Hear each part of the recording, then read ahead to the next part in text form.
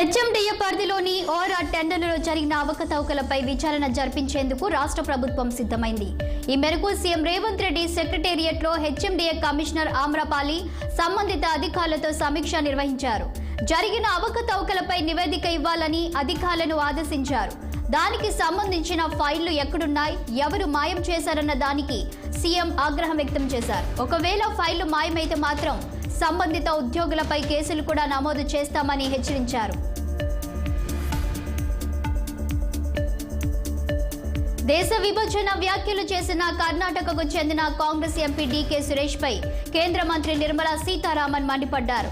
ఆ వ్యాఖ్యలను తీవ్రంగా ఖండించారు. ఓ కార్యక్రమంలో పాల్గొన్న సీతారామన్ నిధుల కేటాయింపుపై వివరణ ఇచ్చారు. బడ్జెట్ కేటాయింపులో తమకు అన్యాయం జరుగుతుందని, ఇదే కొనసాగితే దక్షిణాది రాష్ట్రాలతో ప్రత్యేక దేశం ఏర్పాటు చేయాలనే డిమాండ్ పెరుగుతుందని ఇటీవల సురేష్ వ్యాఖ్యానించడం దుమారానికి దారితీసింది. దీనిపై నిర్మలమ్మ స్పందిస్తూ నిధుల కేటాయింపులో కేంద్ర ప్రభుత్వం ఫైనాన్స్ కమిషన్ కు కట్టుబడి ఉంది. దాని పాత్ర అంతవరకే ఉంటుంది. ఒకవేళ నిధులు పొందాలనుకుంటే కమిషన్ కు రాష్ట్రాలు తమ సమస్యలు చెప్పుకోవాల్సి ఉంటుంది. అప్పుడు నిధులు మంజూరవుతాయి. ఒక్కో రాష్ట్రానికి ఒక్కో బలం ఉంటుంది. కాబట్టి దక్షిణాది రాష్ట్రాలను వేరుగా పరిగణించలేము.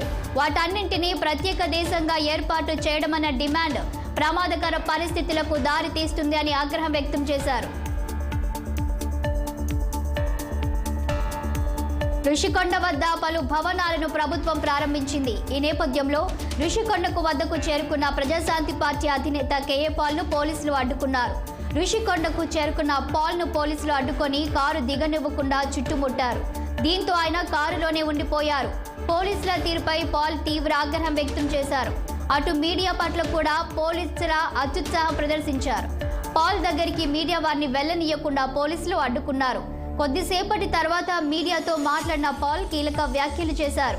ఋషికొండ లోపల ఏం జరుగుతుందో తెలియాలన్నారు. ప్రభుత్వ కార్యక్రమానికి ఎందుకు అంత సీక్రెట్ అని ప్రశ్నించారు.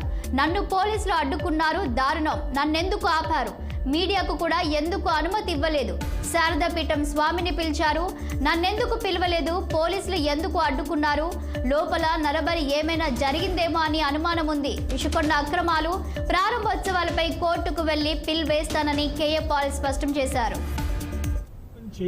Camp office capital head quarters opening ఉందని నాకు మీడియా వాళ్ళు చెప్పారు. సుప్రీంకోర్టు ఆర్డర్ ప్రకారం అది ఓపెన్ చేయకూడదు. అందుకని ఇక్కడ ఏమైనా సీక్రెట్గా చేస్తున్నారా? స్వామి స్వరూపానందని పిలిచారట.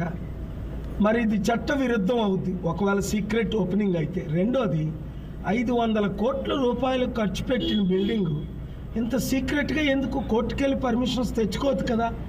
వాళ్ళకి ఒకవేళ చేత కాకపోతే నేనే పబ్లిక్ ఇంట్రెస్ట్ లిటిగేషన్ వేసి పర్మిషన్ ఇప్పిస్తాను కదా. మరి నన్ను పిలవరు, కలిసి పనిచేయరు, అనవసరంగా ఓడిపోతున్నారు, ప్రజలకు వ్యతిరేకులు అయిపోతున్నారు.